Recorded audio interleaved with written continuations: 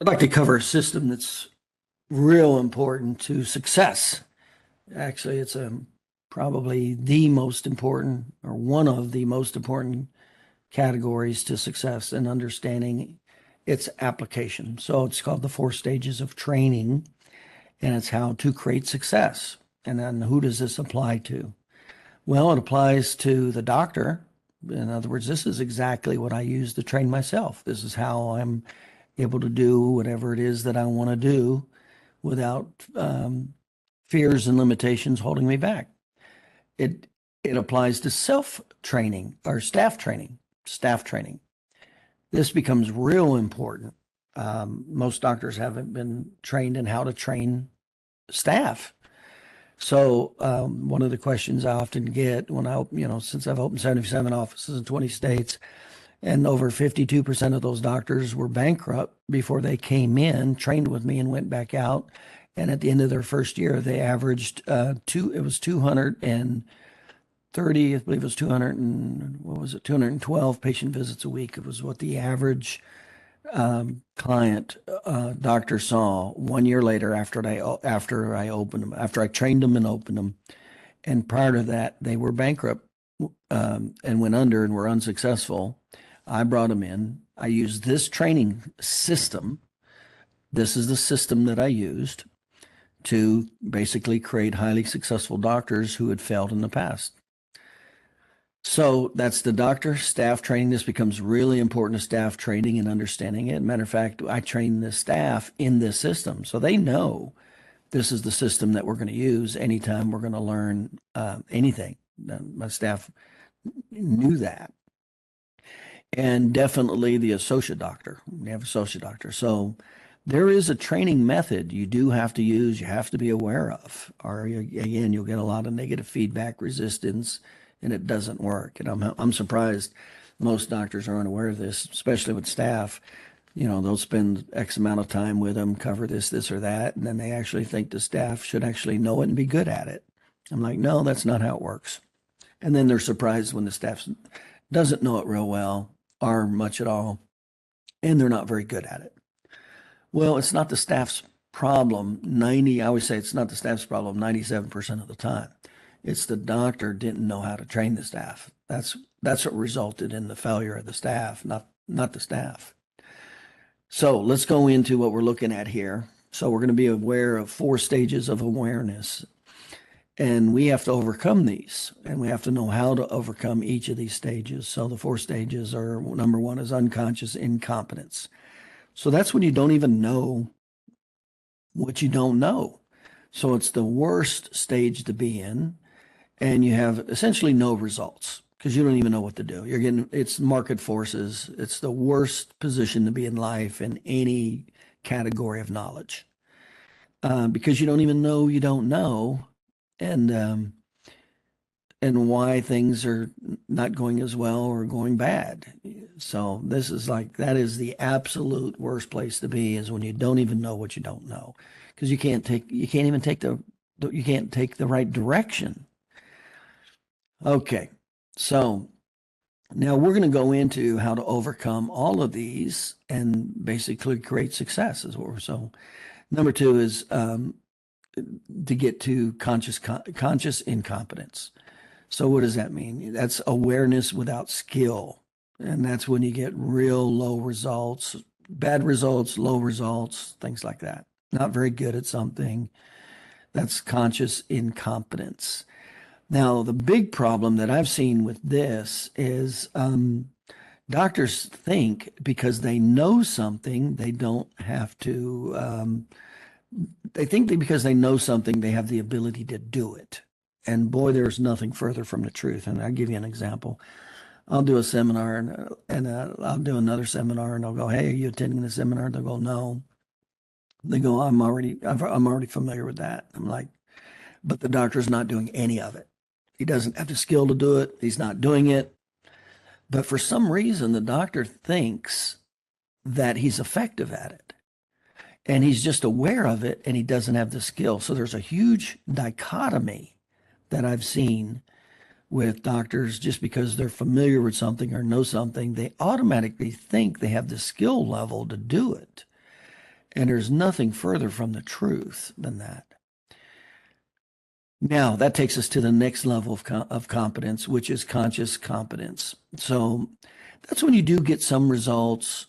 You're clumsy at it. You're not very good at it. You got to kind of think about it while you're doing it. So it's the lowest level of performance that you want to be with any particular knowledge or skill level. That's it right there. So at least you're doing it. See, so there's a huge difference between that and conscious incompetence and unconscious incompetence. That's when you're going to get market forces. Stage 1 and 2, you just get market forces, the worst results. So at least in stage 3, there's some skill level that's knowledge and skill level, not just knowledge, but skill level that's being applied. And you are getting some results, but they're essentially the lowest end of the results. So that's the good and bad about that. And then, of course, where you want to be with any particular information is unconscious competence. That's when you just know it. It's muscle memory. You don't have to think about it, and you get good results. You're good at it. You get good results. You don't have to think about it.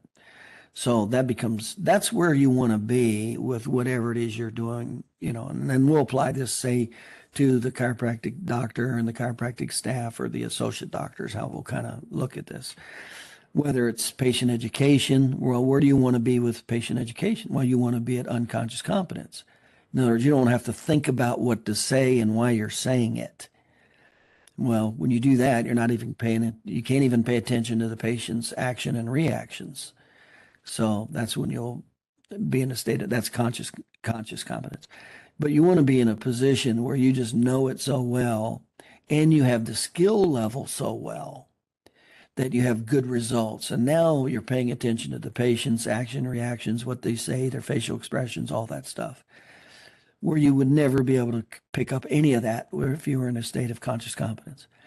So when you're in a state of unconscious competence, you pick up on all that stuff and you know how to respond to it and you're good at it.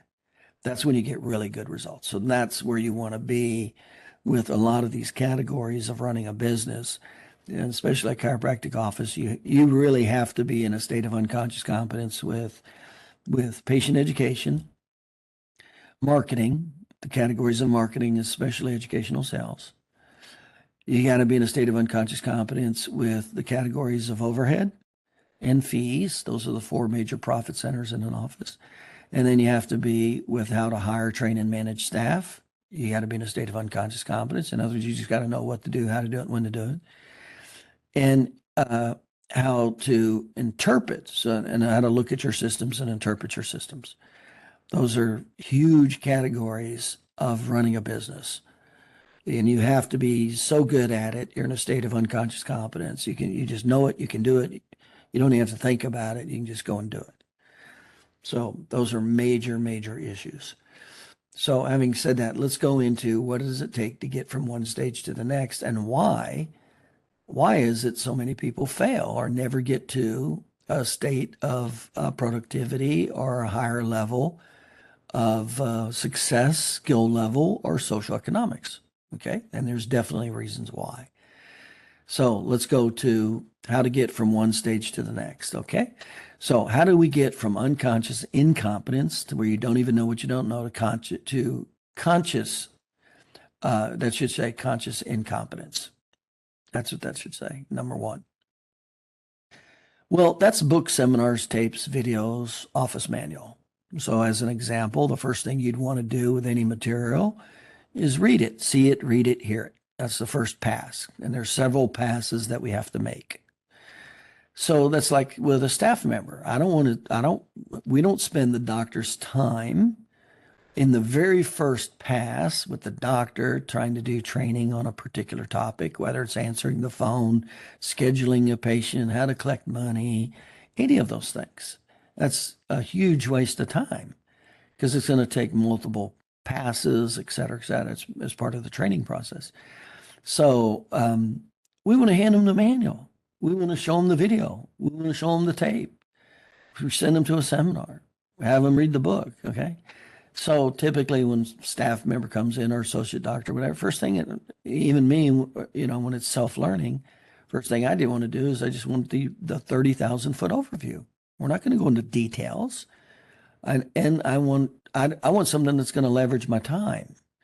So if I'm training, I don't want to go into the minutia. I'll get, I may do the introduction and the big picture, but when it comes to having my staff learn how to answer the phone, I'm not going to spend my time with them on the first pass. I'll give the big picture, and then I'm going to say, hey, watch these videos. Here's the here's the office manual on how to answer the phone, and here's the videos. Watch them. In other words, I want them to start getting familiar with it before I waste my time and go in there with the details, because it will be wasted time, because it's going to take several passes. Okay. So that's the first step, whether it's self-training, whether it's, in other words, become aware of it and become aware of the big picture. I always say, you look at the 30,000 picture foot view first. You don't go into details at all. So you only look at the major bullet points. That's first. And then the second pass is you look at the major bullet point of each of the major bullet points. So let's say there were 5 major bullet points on how to do a particular topic, whether it's answer the phone, whatever. And by the way, this applies to anything.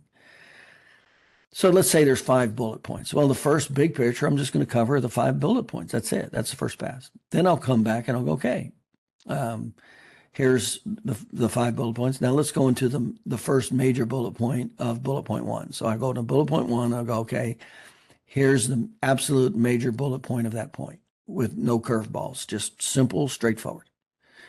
And then we'll come back again and go, okay, let's go into the secondary and tertiary bullet points of that major bullet point. That's what I'll do it. Okay. And you never go into anything extraneous until after the person knows the basics. So you never want to go into obstacles or issues or questions. I mean, you always go big picture first, major bullet points. Second pass, major bullet points with the single most important bullet point to that topic. And then the third pass, the bullet point, the first, the major topic, the bullet, and then the major bullet point, but the secondary and tertiary bullet points to support that knowledge or material. And then nothing unusual. You don't want to do anything unusual. First, you want to get the basics down. No curveballs, no obstacles, nothing weird. All that is after the very basics are learned. Okay, so that's the first pass. Whether it's me, self-training, training staff, associate doctors, this is how it's done. All right, that takes us to the next one. So now we want to take them from conscious incompetence to conscious competence. So conscious incompetence is, again, when they don't know, to get them to where they can do it, but they're not good at it. Okay. Now, this is absolutely what takes people out of the game of life. This is the absolute hardest thing to overcome right here, and why most people never achieve their dreams or goals. So there's a huge amount of psychology and subconscious behavior patterns, primary and secondary needs of humans that are involved in this. And so I'm not going to go into too deep a dive, but this is what knocks people out of the game. Not knowing how to overcome this is why most people never achieve what they want to achieve in life. They're not even aware that this is happening.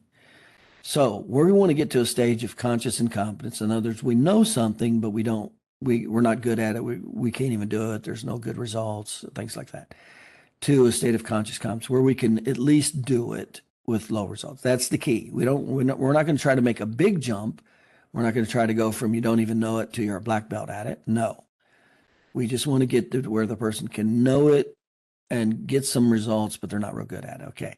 It's the most difficult. And the reason is it challenged the second highest need in life, which is security. Remember, you go to Maslow's hierarchy of needs.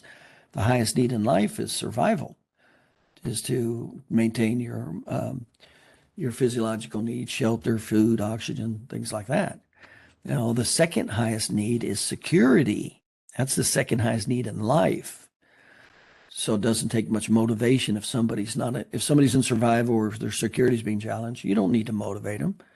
That's natural, instinct, human motivation. And by the way, that's why most people will do what they need to do just to get their what they call the proverbial nose above water. And then that's where all the high motivation is, what we call the pain motivation. But that's when the pain motivation stops. And that's why the majority of society is stuck right at the upper level of security, emotional, physical security, because the natural motivation goes away at that point. And so major steps to overcome challenging security. So what inhibits people from doing things? Well, we got to recognize, first of all, most people, self-talk will stop them from doing it. 95% of people won't even do something because of their negative self-talk. Well, most of the time they won't do that is because it's challenging their second highest need in life, which is security. So this very strong force that'll get you to do certain things, now that very strong force is working against you. And I always say this is so underestimated.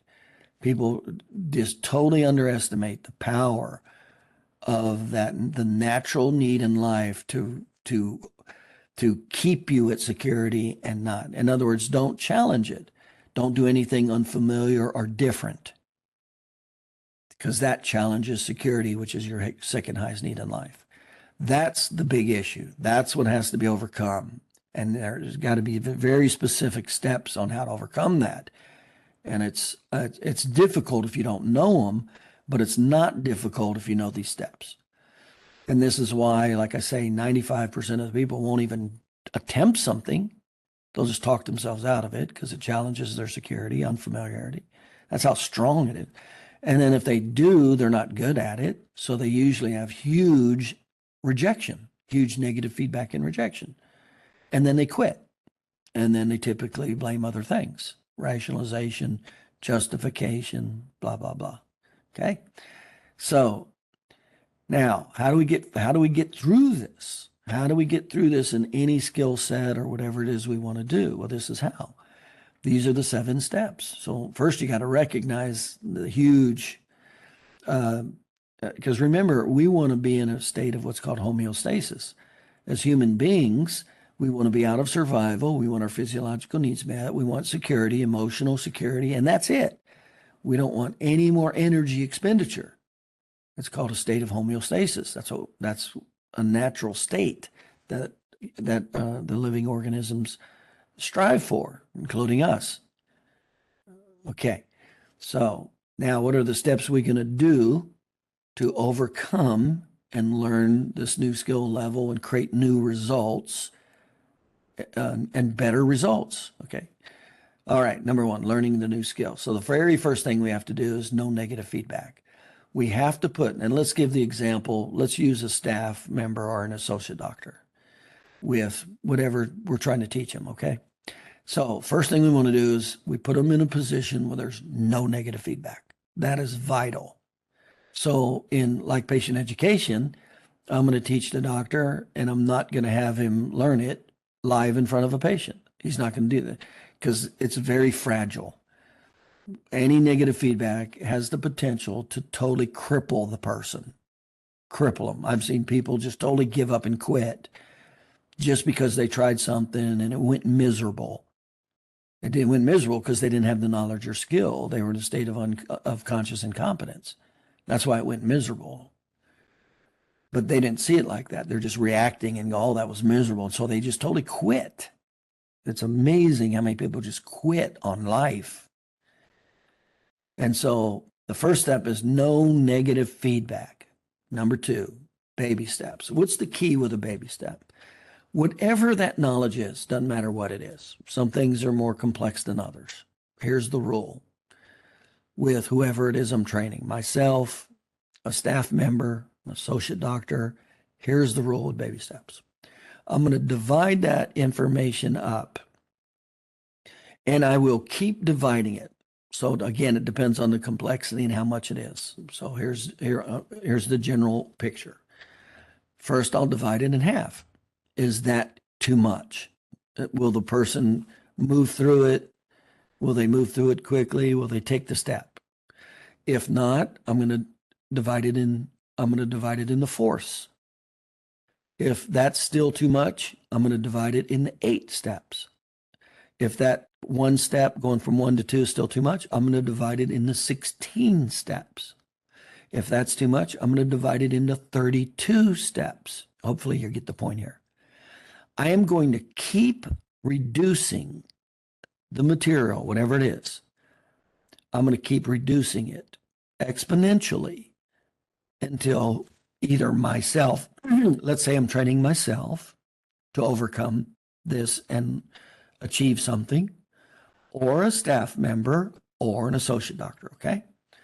So, and whether it's answering the phone or how to get a referral or whatever, okay?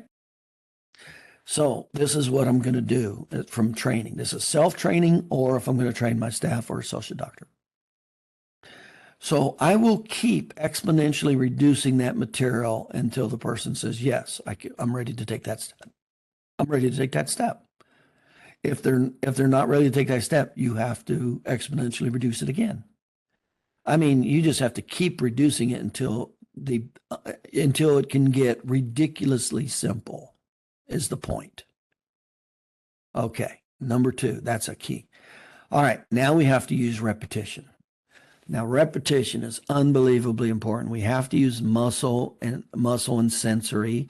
In other words, we have to role play. Role playing is an unbelievable, phenomenal component to achieving success in anything you do. And we have to use sensory and motor. We can't just watch TV and be successful, okay? In other words, we have to actually do it. We have to think and do it. And what happens is when we do muscle and sensory, that's when the neural filaments, the habits of neural filaments, and you've probably heard that it takes 21 days to create a new habit. In other words, a new neural filament is known for that activity. So we have to do muscle, and a lot of people don't like doing role playing. Well, that's going to seriously negatively impact your ability to train and create success. Matter of fact, you have to role play so much that it gets that little baby step gets to be unconscious competence. That little baby step. That's how much we have to role play. As an example, when I typically did something with doctors or staff, I'd say, okay, and again, it depends on the complexity and how big of a step it is. But generally speaking, I say, okay, we're gonna role play that 20 times today, and we're gonna do it for 3 days in a row. See, I'm trying to increase the awareness to get it to make it as much comfortable as possible into muscle memory, that little bit of baby step information or skill that we're trying to do. And it could be something as simple as answering the phone and saying, hello, this is so-and-so chiropractic office. Mary speaking. Can I help you? Until it's like muscle memory. And remember, if they can't do it, it's too big of a step. You got to break it down. You got to cut it in half again, then cut it in half again. I mean, if they couldn't do that, then I'm just going to go, okay, just answer the phone and say, hey, so-and-so chiropractic office. See, you just have to know to keep reducing the bit of information and then you got to role play the heck out of it. And that's what you'll see when, you see pro athletes and anybody who's a professional. What do? They practice. What do they practice? Practice is called role playing. So they'll practice, this, and this. So come game time, it's just muscle memory. It's not like they're doing something new and different. They already know to do X, Y, Z, X, Y, Z, X, Y, Z. See, they've role played the heck out of it by the time it gets live. That's a key, and most people just really underestimate the value. And I tell my staff, I said, we're just going to get used to role playing. Nobody likes it. Nobody feels comfortable with it. Nobody wants to do it. So we just go real small. So, well, let's just go real small, real simple. But yeah, this is a major, major key to success. Role playing, sensory and motor, repetition. All right. Now we're going to use the carrot for pleasure. Now you have to have something to pull them and something to push them. So we want a carrot.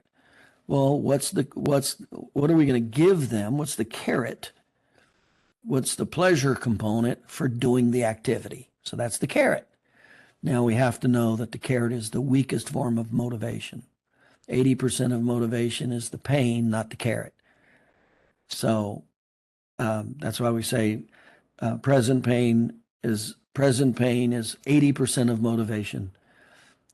Future pain, present pleasure, future pleasure, and curiosity each are only 5%. They're very weak, proportionately speaking. And people think that it's pleasure that gets people to move. No, it's not. And then when we do implement pleasure, people think it's about money. And I'm like, no, it's not. Money's the lowest form of motivation. Money's the lowest, and then personal gain is next. Conviction is next. It's a much higher level. And then self-actualization is the highest level possible. In other words, you're doing it for a higher cause. Your country, your God, your family, your kid, that kind of stuff. Money's only good if somebody's in survival, because money will get you out of survival and security. That's when you want it to be about money. But if somebody's not in survival security, money is the lowest, weakest form of motivation there is. Because there's a lot of people that like to make $1 million a year. How many people actually put in the effort to go do it? And they don't. Well, if money was that big of a motivator, how come they're not doing it? They're not, because it's not that big of a motivator, like people think it is. It's not. Okay, so I'm going to have the carrot. All right, whether it's me, for attaining these steps. And then what we typically do is you always have a little bit of a positive feedback with each little step. And then when there's larger milestones, you can have another larger carrot. And then there's another, a final carrot for the completion of that activity. Okay, but remember, they're still weak, but you definitely need what are called attaboys. Okay. Oh, so a carrot could be something as simple as a pat on the back and positive recognition. Hey, great job. That could be a minor carrot to get through one baby step. Okay. All right. Now comes the real motivation, which is the pain. That's the real motivation. Now, the pain with staff is they know they get fired. They don't go through and they don't learn it and they can't do their job. There's no reason to have them as an employee. And now it becomes, well, how important is that job to their survival and security? Well, most people, it's pretty important. So that alone will get them to do things, especially if you scale it down like this, instead of just throw it all at them at once and try to have them overcome the big hurdle. So that usually is enough motive for staff members or associate doctors. I'm like, well, if you can't do it, you can't do your job, so there's no reason to have your job. Well, what's the meaning to that? Well, again, people who don't need their job, those are the people that have quit on you and won't do things because they don't need to. Okay, so usually the pain is intrinsic because they need the job for survival and security. So usually that's enough for them to take a baby step and move forward with whether it's staff or associate doctors. Okay, what's the next? What do you do next? Well, you repeat the next baby step. So that's how I got that person from negative self-talk, not wanting to do it, to owning it, to now it's muscle memory, and they own it. That's how I did it. And that was just one baby step. Now I have to repeat it. So now I'm going to do the next baby step. I'm going to do the exact same thing for the next bit of information, whatever that is. Doesn't matter whether it's patient retention, new patient marketing, answering the phone, and anything. This applies to anything and everything. So then I'm going to do the next baby step. Now, typically after I do that, I won't add in the first baby step. I'll only do the second baby step to simplify it. Now, after they own that with muscle memory, then I'll typically add 1 and 2 together and then do the same thing. Repetition, repetition, repetition until it's muscle memory. So that's how it's built. So I'll have them do each step individually first with muscle memory. Then I'll come back and start to add 1 step to 2, 2 step to 3, 3 step to 4. That's how I will move, whether it's myself trying to learn a new activity, a staff member or an associate doctor. All right. And then now is the last component, which is the real audience. Now we go live. Now we do it all in front of, we answer the phone live. We do patient education live. We do marketing live. Okay. Now, just so you know, typically you're at the worst position right now. You're at the worst skill level to have some success. That's where you're typically at. Okay. So when you get the muscle memory in the conscious competence phase, that's typically when you're at the worst level to have some success with a real audience. So you will not, and you got to be aware of this, just because you're really good with muscle memory and role playing, that will not typically transfer that automatically you're going to have huge success when you go live. That's typically not what happens. That's the stage at which now we're ready to go live, and you'll typically be the worst at getting, but you will get some results, but you'll get the low end results. You got to be highly aware of that and that expectation. And then, okay, so that gets us across that unbelievable, difficult chiasm, challenging the security to get somebody to where they can not do self-talk out of it, not do the activity and have huge negative feedback. This is how you get somebody to conscious incompetence to from conscious incompetence, where they just aware of it with no skill level, no results, bad results, to conscious competence where they know it, they got to think about it and do it, but at least they get some results in the real world. They're not the best, they're not good, they're not high, but they're not afraid not to do it. In other words, they can actually do it and get some results. That is major right there. That's the point at which I tried to get everybody, at least get whoever you're, whether it's yourself, like myself, that's the goal that I'm trying to get to, because I'm trying to overcome that huge chiasm of challenging the security and just stopping from doing it altogether. So the whole goal initially is get the conscious competence because of how difficult it is to overcome that second highest need in life. In other words, challenging our security or staff or social doctors or whatever. Okay, so we're at conscious competence. So we're at the worst place, and now we go in front of a live audience. What do we do next? Now we want to go from conscious competence to unconscious competence. That's when you get good results, you're efficient, it's muscle memory. And of course, that's where you're trying to be with everything. Whatever it is you do, whatever it is you're trying to train your staff, associate doctor, that's obviously the goal to where you need to get. Okay, what takes it from conscious competence to unconscious competence? Muscle memory with great results. Monitored repetition. Now it is disciplined, monitored repetition. Now it has to be monitored and disciplined because it's real easy for somebody to go off track and actually develop bad habits. So it needs to be monitored to make sure it's being done properly, whatever that knowledge or skill base is. And now it's all about repetition. That's what it's about. So it's not difficult to get from conscious competence to unconscious competence. It's just monitored repetition. It does take time, takes discipline, but it's not difficult. It's not difficult to go from unconscious incompetence to conscious incompetence. That's not difficult. Books, seminars, tapes, videos, manuals, that's not difficult. It's extremely difficult to have a human being to go to challenge their security and go from unconscious incompetence to conscious competence.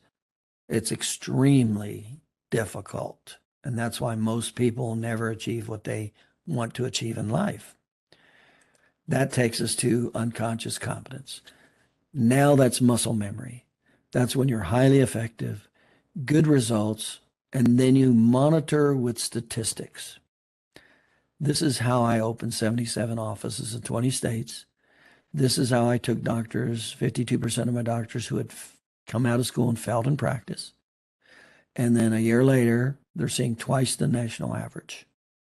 This is the exact steps I use to train all the major categories, from how to answer the phone, how to bill insurance, how to schedule patients, how to process people through the office with each of the unique visits, all the systems in the office, how to do therapies, etc., how to do patient education, how to do marketing, all the components. And of course, this becomes unbelievably highly important and valuable for the big categories of success. And of course, with that, in chiropractic, it's patient education is huge. That's going to be a major factor to the success of the practice. Marketing, especially educational sales, that's going to be the unbelievably huge component. Training staff and all the systems that they're doing, that's going to be important.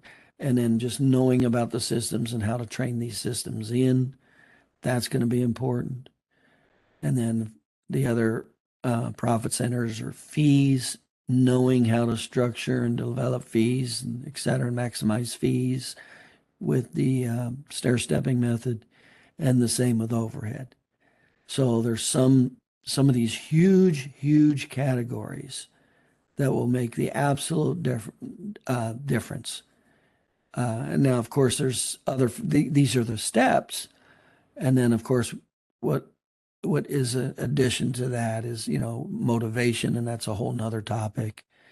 We touched on the structure of how to deliver structure-wise, where you deliver the main topic outlines first, then the main topic of one of the headlines second, and then secondary and tertiary ones third, and then that's how we go from like a funnel. We go big picture and narrow, get more and more specific in the funnel with no curveballs, no obstacles until we at least know just the basics. Then we come back and learn about obstacles or common questions or things like that. And motivation. So motivation and structure, those are two totally different topics. But this is the exact steps that I've used and that I use on myself today to do everything. Whether it's flying an airplane, getting my pilot's license, getting my captain's license on piloting a boat, whether it's learning how to sail, I use this formula on everything, and that's how I take on big challenges, and I break them down and overcome them. This is exactly the formula I use. This is the formula I use to train every staff member in every category, from answering the phone to collecting money. That's how I trained every associate doctor to go from basically their bad statistics on not even being able to keep and lose a lot of patients to being black belts and really good at patient education and retention with marketing, the big, huge topics, whether it's patient education, educational sales, personal injury attorney educational sales. These are the exact steps that I used to overcome and to increase the skill level, to go from unconscious incompetence to conscious incompetence, to conscious competence to unconscious competence. And the massive, big issue is knowing the 7 steps and applying the 7 steps to challenge the homeostasis and the natural desire of survival and security, to challenge that security now and do something different and unfamiliar to be able to create different results. That's huge. That's where there's a ton of emphasis, because that's what knocks people out of the game of life.